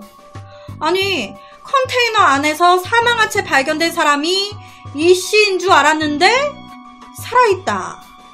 그렇다면 컨테이너 안에서 죽은 채 발견된 사람은 누구야? 경찰은 바로 이 씨를 체포하기 위해 컨테이너로 출동을 하게 되는데 딱 갔더니 이 씨와 택시기사 2명이 막 실랑이를 하고 있는 거예요. 택시기사는 택시비 내놔. 이 씨는 없어 꺼져. 경찰은 우선 택시기사 2명에 이 씨까지 다 체포를 합니다. 경찰은 당연히 물었어요.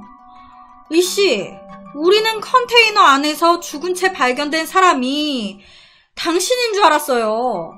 그런데 어떻게 이렇게 살아있네요? 그럼 당신 집에서 죽은 채 발견된 사람은 누구예요? 아니 뭐 누구긴 누구야. 그놈이 우리 집에 블랙놈이지. 그러니까 그 사람 전혀 모르는 사람이에요?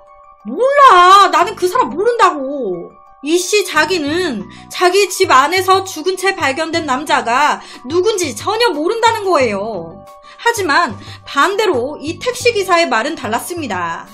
당시에 택시기사 2명이 경찰서로 왔어요. 그런데 한 명이 하는 말이 자기는 어제 저녁에 이 씨를 태운 사람이라는 거예요. 제가 12월 9일 새벽 12시 30분쯤 이 씨라는 그 남자가 손을 흔들길래 태웠거든요. 그런데 그때부터 술에 잔뜩 취해 있더라고요.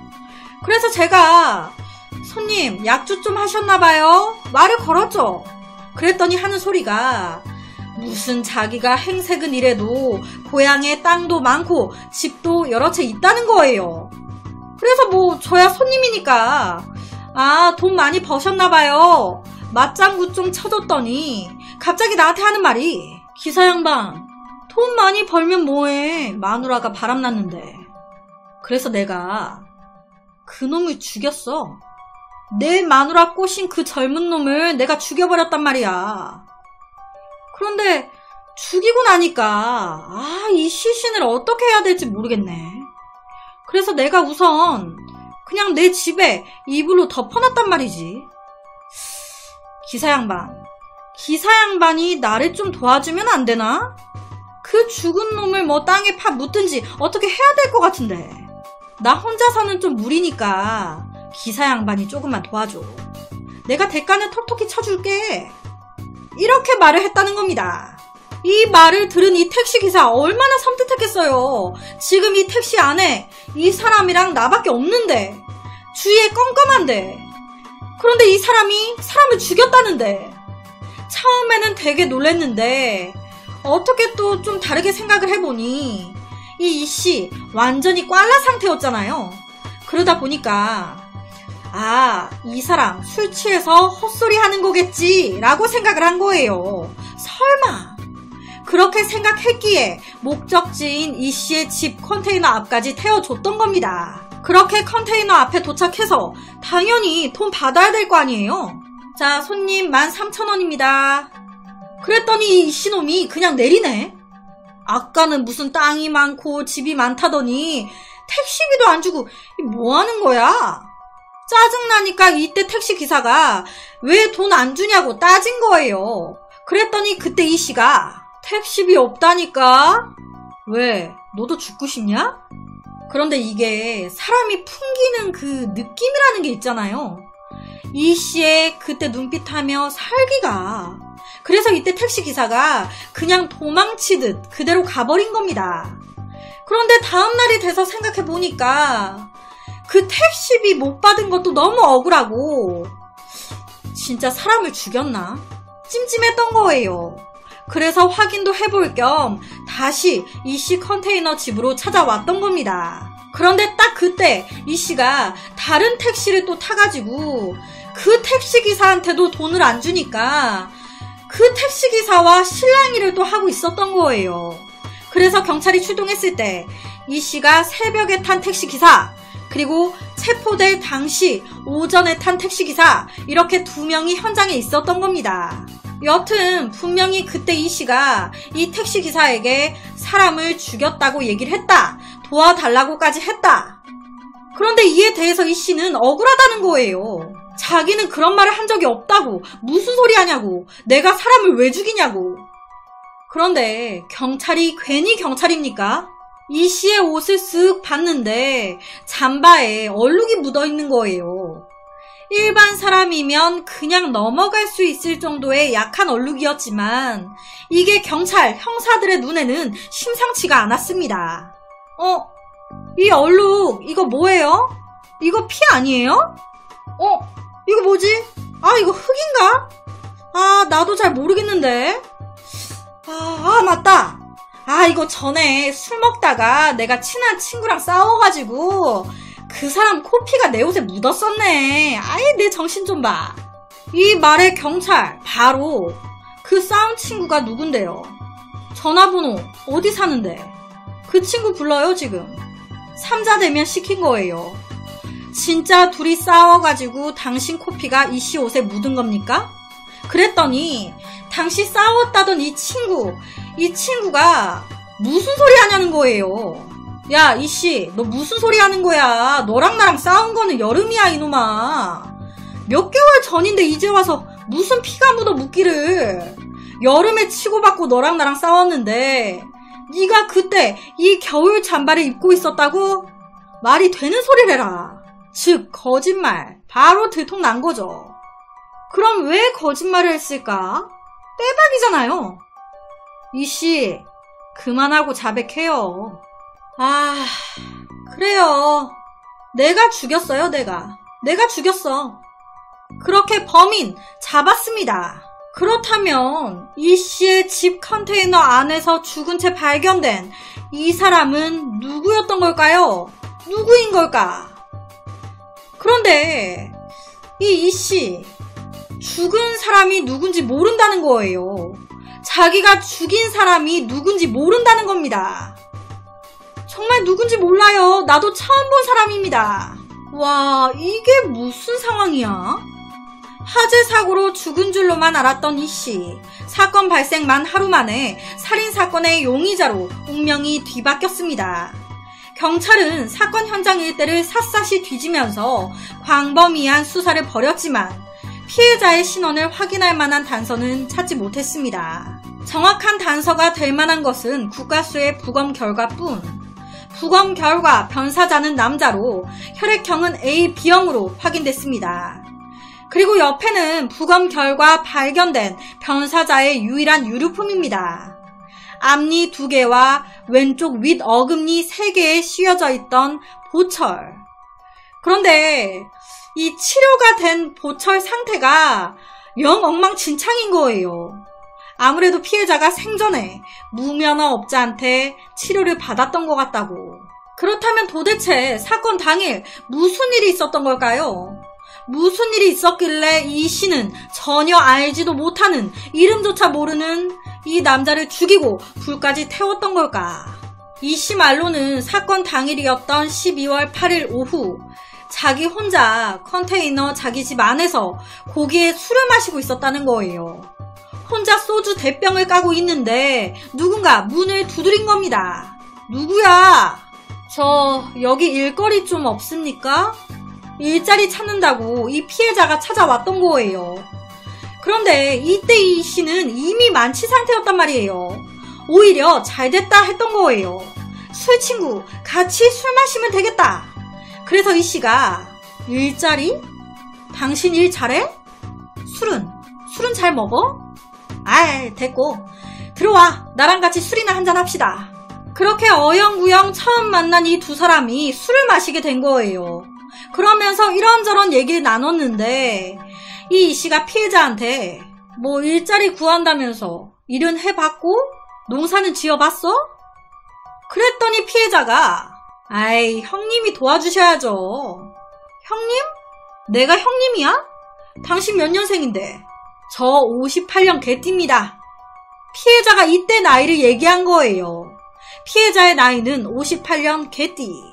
이 소리에 이 씨가 아 뭐야 나보다 13살이나 어리네. 애기네. 야 한 잔 받아.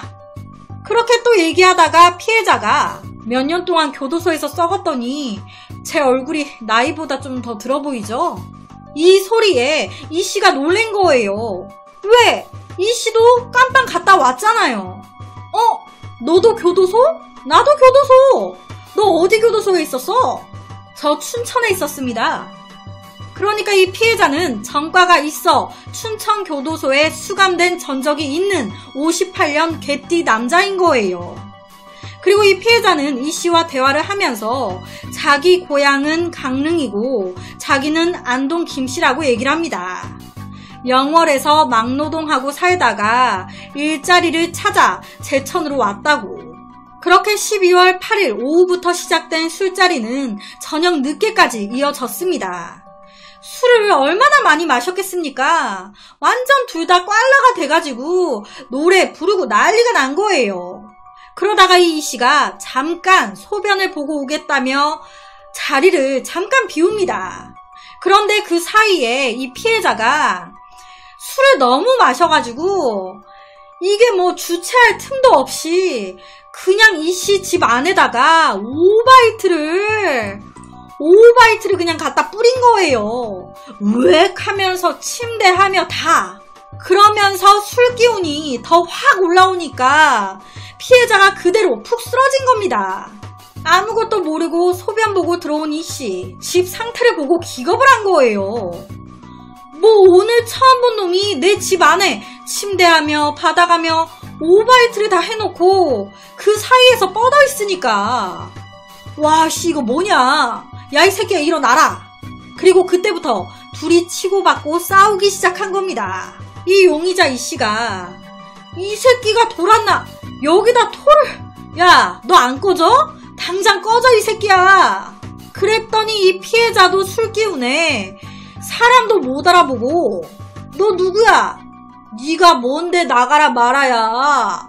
너 내가 술 깨면 죽여버릴 거니까 그렇게 알고 있어 이 새끼야. 이 소리에 순간 욱한 이 씨가 칼로 그냥 갖다 찔러 죽인 겁니다. 그 후에 시신을 이불로 덮어놓고 우선 나온 거예요. 술에 취한 상태에서 우발적으로 살인을 저질렀다는 이 씨.